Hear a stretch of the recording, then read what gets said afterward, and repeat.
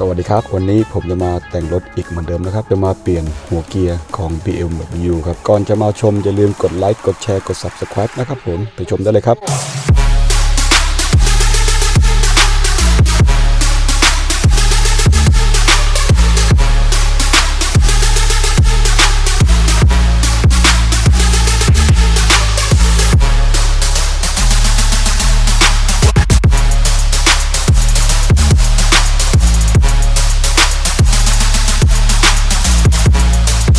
หัวเกียร์ออโตเมติกนะครับผม BMW E90 จากตัวนี้มาเป็น LED ตัวนี้ครับก่อนอื่นนะครับเราต้องเอาหัวเกียร์ตัวนี้ออกก่อนนะวิธีการเอาออกก็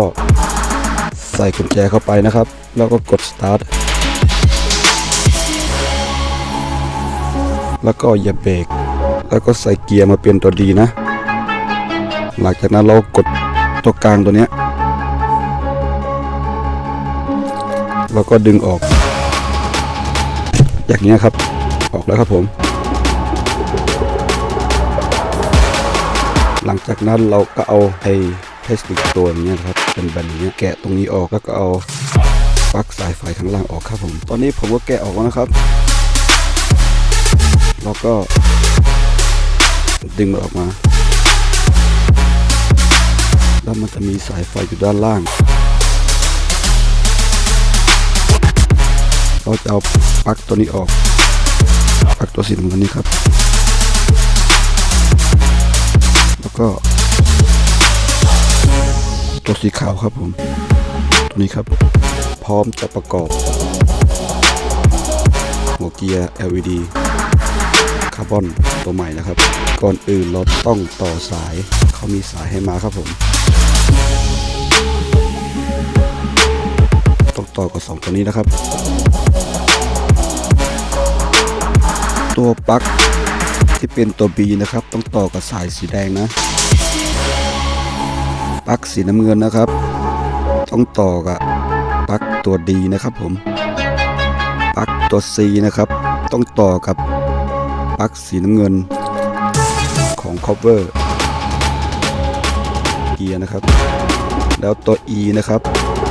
ต้องต่อปลั๊กสีขาวของ cover หัวเกียร์นะครับแล้วก็สุดท้ายครับปลั๊กหัวเกียร์นะครับต้องต่อกับปลั๊กตัวสุดท้ายที่เหลืออยู่แบบนี้นะครับปลั๊กที่หัวเกียร์เดี๋ยวเราจะเก็บสายไฟให้มันดีๆแล้วก็ประกอบครับผม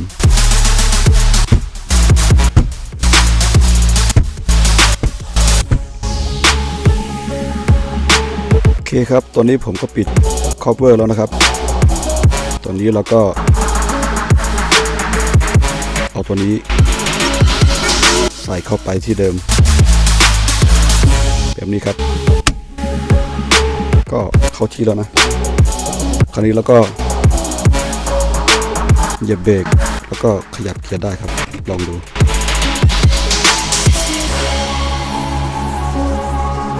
ประมาณนี้ครับ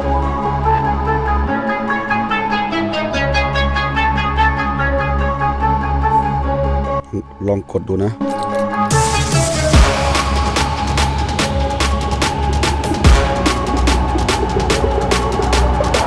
ตัว P ครับตัว P ครับลองสตาร์ทดูนะครับ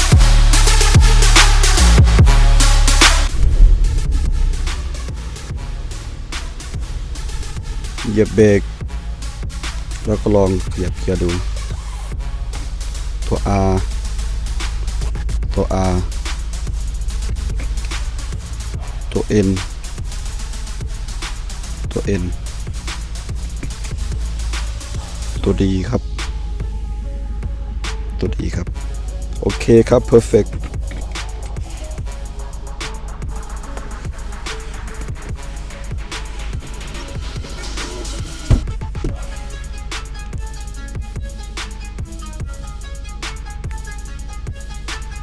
แค่นี้ก็เสร็จแล้วครับ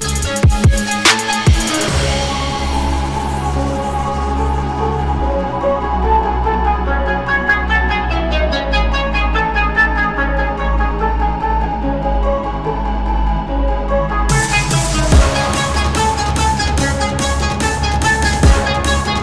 ครับยังไงก็ลองไปทำดูนะครับง่ายๆแล้วก็สวยด้วยนะครับผมอย่าลืมกดไลค์กดแชร์กด Subscribe นะครับผมฝากด้วยนะครับสวัสดีครับ